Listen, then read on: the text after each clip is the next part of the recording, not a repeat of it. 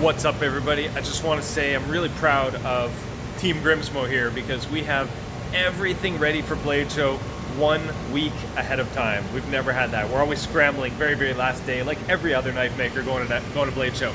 We are completely ready a week ahead of time while getting a machine delivered and installed and set up.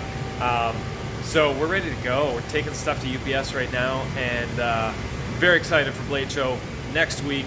Super duper excited. Table 952, sharing with Brad Southard. Excited to meet everybody there and hang out and just chat and learn and share and have a great time. So we're bringing a lot of knives, we're bringing a lot of pens, and we're also continuing to sell knives on our website through the Maker's Choice system, and we've also got some pens that we're trickling out through the Maker's Choice system as well. So they're not all going to Blade Show, they are also going on the website as well. So yeah, thanks for watching.